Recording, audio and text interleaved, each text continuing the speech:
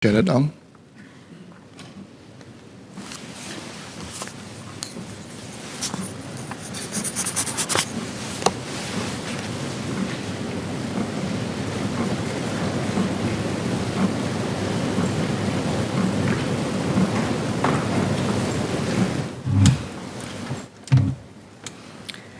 Mr. Chairman, thank you for the privilege to participate in this debate. Earlier in the week, Minister of Foreign Affairs Vivian Balakrishnan gave this House an insightful and heart-wrenching ministerial statement on the situation in Ukraine and its implications. Singaporeans must not think that it can never happen to us. As I said in my budget debate speech, Singapore's total defense, along with our diplomatic corps, cannot be overemphasized. Singaporeans cannot take our existence as a nation for granted. We must do our best not to be taken granted by others. Mr. Chairman, let me start by sharing 3 reflections. My first reflection is that our Singapore voice must be heard clearly but humbly. It is imperative that we stay relevant to Singapore is a small country and young nation in a big world.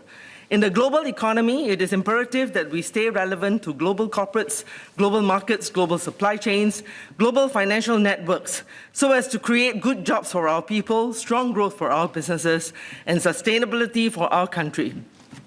In global geopolitics, it is paramount that we develop and maintain strong diplomatic relationships with everyone without compromising our independence, our values, and our principles.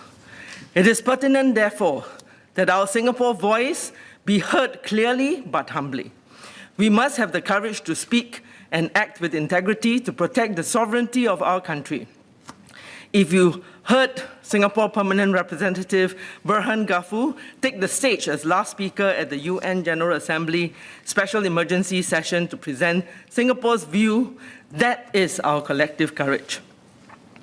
That takes me to my second reflection, that Singapore must not be used by anyone.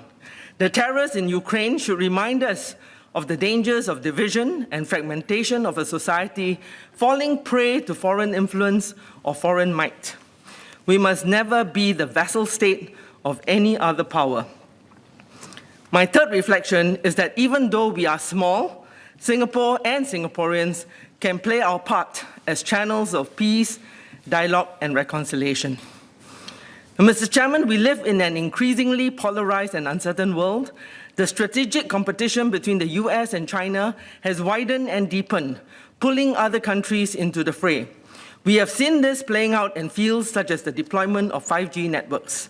There is also growing talk of a new Cold War in Europe, arising from the tragic situation in Ukraine, invoking the imagery of opposing ideologies that cannot be reconciled.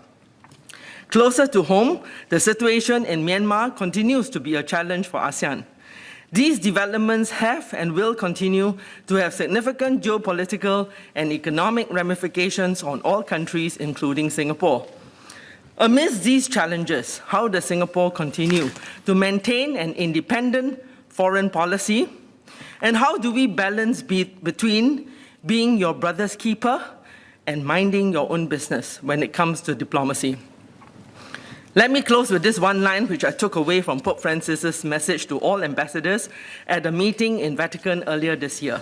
I quote, "We should be unafraid to make room for peace in our lives by cultivating dialogue and fraternity among one another."